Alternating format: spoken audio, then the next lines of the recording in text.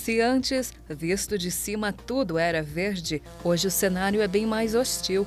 A imensa floresta de Mata Atlântica brasileira já foi uma das mais ricas e belas de todo o planeta, hoje a menos de 10% da cobertura original.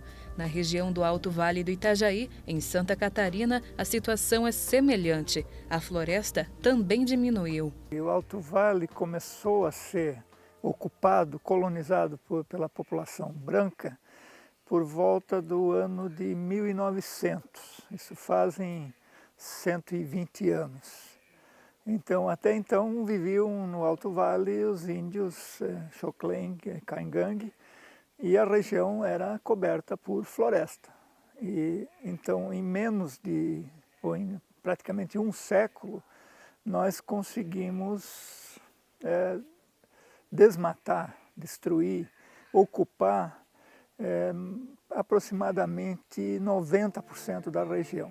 Segundo a Associação de Preservação do Meio Ambiente e da Vida, a APREMAVE, o desmatamento no Alto Vale do Itajaí se acentuou no ciclo da madeira e só perdeu força na década de 80. Se por um lado a economia se beneficiou, por outro a floresta quase desapareceu.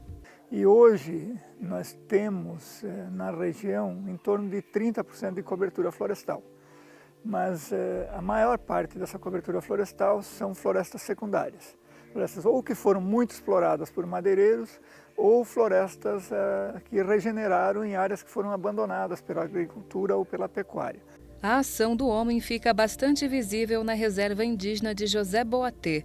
Por aqui, o desmatamento desenfreado somente diminuiu com o decreto de proibição de corte da Mata Atlântica em 1993.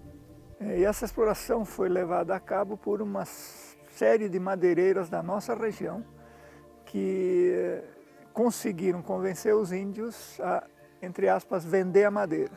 Na verdade, roubaram a madeira porque pagaram uma ninharia e destruíram completamente as árvores nobres da reserva indígena. O desmatamento prejudica tanto a fauna quanto as nossas nascentes.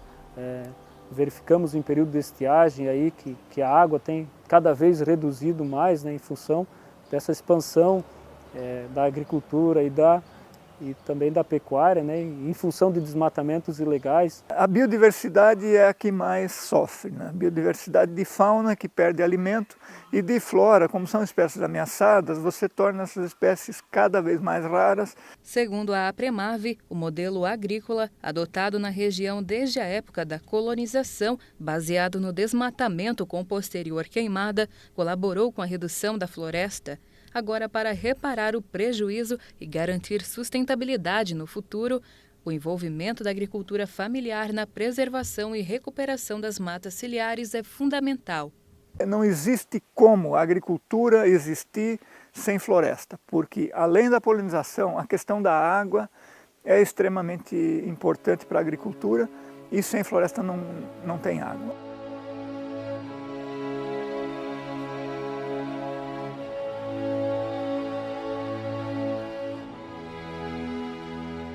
De acordo com a Fátima, aqui na região muitos produtores rurais não respeitam o limite de corte de vegetação. Todo produtor rural ele tem direito de suprimir a vegetação de forma legalizada, né?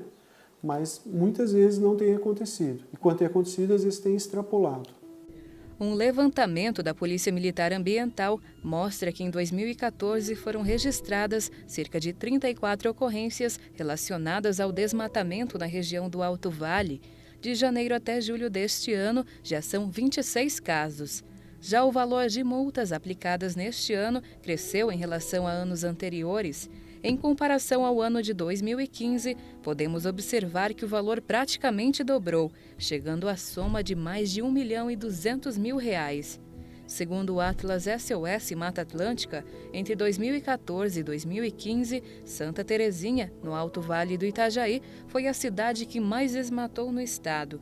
Atualmente, segundo a polícia, o ranking não mudou muito, continuando em primeira colocação Santa Terezinha, seguida de Rio do Campo e Taió. Pela sua grande durabilidade, as espécies de árvores mais nobres estão sendo as mais afetadas pelo desmatamento aqui na região. E as madeiras que eles mais preferem, que os madeireiros mais preferem, são as madeiras consideradas ameaçadas de extinção e que são exatamente aquelas que a lei proíbe totalmente a exploração. Araucária, canela preta, canela sassafrás, embuia, e aí outras espécies que não são madeira, xaxim, palmito, que também são exploradas e estão na lista de espécies ameaçadas. Infelizmente ainda tem alguns madeireiros dos mais antigos que insistem na calada da noite de explorar os últimos exemplares de perobas, de canelas, de araucárias que são protegidos por lei. De acordo com a APREMARVE, os loteamentos irregulares são ameaças atuais e contribuem com a degradação da Mata Atlântica. Para evitar isso, os proprietários precisam cumprir as normas do Código Florestal. Antigamente era difícil de convencimento dos clientes de tu conciliar um bom projeto preservando o meio, né? Hoje o conceito já inverteu. Terrenos onde tem água, área de preservação, hoje isso agrega valor no empreendimento. Então a gente consegue fazer bons trabalhos preservando o meio ambiente. No outro lado da questão estão os advogados que defendem seus clientes. Cortar efetivamente a gente vai ter que cortar, está atrelado ao desenvolvimento econômico. Então evidentemente que a gente tem que fazer a coisa dentro do racional. Como eu sempre digo, existe tudo no bom senso. A gente também não vai aqui defender uma pessoa que entra lá, desmata e depois vai querer se defender. Não é bem assim que funciona.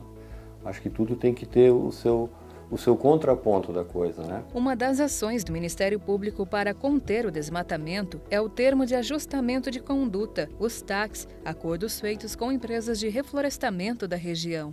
Estamos intimando elas para que apresente os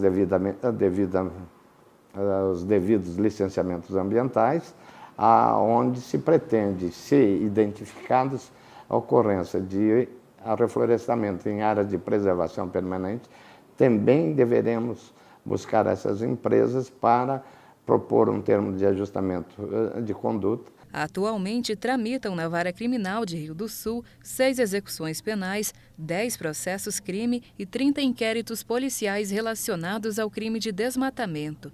Os dados foram passados em nota pelo juiz de direito da Vara Criminal de Rio do Sul, Cláudio Márcio Areco Júnior.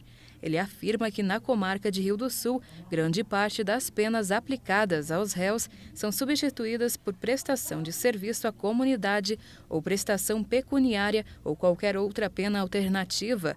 O juiz destaca que se o réu for primário, terá em regra direito à substituição da pena, mas se for reincidente, cumprirá pena de prisão. Mas para que a lei seja cumprida, é preciso que haja uma fiscalização efetiva. Infelizmente, atualmente o nosso maior dilema é a falta de efetivo, né? Se por um lado falta efetivo, por outro a tecnologia está se tornando uma grande aliada dos órgãos ambientais em todo o país. Graças às imagens de satélite, ficou mais fácil vigiar a exploração das matas. Segundo o Instituto Chico Mendes, essas áreas marcadas em vermelho na imagem mostram áreas desmatadas entre os anos de 2010 e 2016 na Serra da Abelha, em Vitor Meireles. Já esses pontos vermelhos são araucárias cortadas sem a devida autorização. Se alguém desmatou, por exemplo, de 2008 para cá, ele pode ser e vai ser autuado, porque o satélite fez a foto em 2008, e se ele desmatou em 2012, está lá, o desmatamento está registrado e mais dia menos dia a multa e a justiça vai chegar na casa dele. Mesmo que ele faça aquele desmatamento tradicional para enganar, que deixa uma bordinha de mata, o olho tá por cima, então a gente acaba pegando. A gente flagrou umas 2 ou 3 situações dessas, que a pessoa, não tem desmatamento, não tem, e a gente sabia, estava com o mapa na mão, mostrava, cara, tá desmatado aqui atrás. Se você não quiser mostrar o caminho para a gente, não tem problema, a gente vai achar um caminho para chegar lá, mas está desmatado, eu sei, eu estou vendo aqui o desmatamento, é de tal tamanho e foi entre tal e tal data. De acordo com o Ministério do Meio Ambiente, o Alto Vale do Itajaí está classificado como uma região de alta e muito alta importância biológica. Isto porque aqui se encontram unidades de conservação, como a Floresta Nacional de Ibirama, o Parque Natural Trilha dos Bugres, em Embuia, o Parque Natural Mata Atlântica, em Atalanta, e a área de relevante interesse ecológico na Serra da Abelha, em Vitor Meireles. É uma área de importância extremamente grande, porque é uma área de transição entre a floresta ombrófila densa, floresta mais do litoral, e a floresta ombrófila mista, que é a floresta com araucária do Planalto. Então, exatamente ali ocorre a transição entre uma e outra. A APREMAVE, as autoridades locais e a comunidade vêm trabalhando desde 2004 para que seja criada uma unidade de conservação em Santa Terezinha, com o objetivo de preservar espécies da fauna e flora local. Mas o projeto de um refúgio de vida silvestre do Rio da Prata ainda está somente no papel. Está tudo pronto desde aquela época, na mesa dos diversos presidentes que passaram, e ninguém criou o parque. Então isso... E simultaneamente a isso houve uma grilagem, uma invasão daquela área, e estão sendo desmatadas áreas e explorada a madeira nativa de lá, e com utilização de serrarias móveis. Isso é extremamente grave. A APREMAVE sempre denuncia isso, já denunciou várias vezes para a Polícia Federal, já denunciou para o Presidente da República, denunciou para o Ministério do Meio Ambiente, denunciou para todas as autoridades possíveis, e até agora não se conseguiu frear isso totalmente.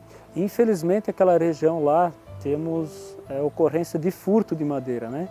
Temos regiões de fazendas lá que as pessoas estão furtando madeiras. Não é o proprietário que faz a extração, mas sim são terceiros não autorizados que acabam também subtraindo essas madeiras para obter algum lucro, né? Nessa região acaba acontecendo isso também.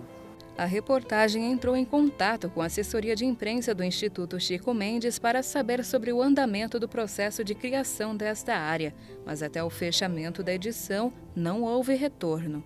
Em nota, a Prefeitura do município de Santa Terezinha informou que vem trabalhando para a redução do desmatamento, afirmando que pretendem propor a implantação de um sistema de compensação pela preservação das matas e das águas, incentivando a população a cuidar destes bens maiores em prol da vida.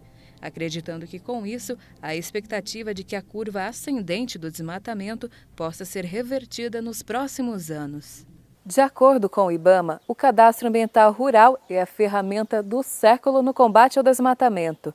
O uso desta ferramenta colocou Atalanta como um dos municípios em destaque na preservação da Mata Atlântica no estado. Com 790 propriedades rurais, o município já cadastrou 98% do total. Então hoje nós sabemos exatamente quem é dono dos terrenos, onde estão os limites. E também como está a situação de cada terreno. A Constituição brasileira, em seu artigo 225, estabelece que é dever do poder público e também de cada um de nós a proteção do meio ambiente para o presente e principalmente para as futuras gerações. Temos que pensar que planeta queremos deixar para nós mesmos e para as gerações que vão nos suceder. Se nós não fizermos isso, nossos filhos, nossos netos vão ter problemas. Porque aquilo que os nossos avós, nossos pais fizeram, de arrancar a árvore e às vezes nem aproveitar a madeira, ou vender achando que iam ficar ricos, nunca ficaram, só que a natureza ficou pobre, e a herança de um terreno sem floresta ou com capoeira rala deixada, deixou os filhos e netos mais pobres do que eles, e com menor qualidade de vida. Quanto ao futuro inseguro, será assim de norte a sul, a terra nua semelhante à lua. O que será desse planeta azul? O que será desse planeta azul?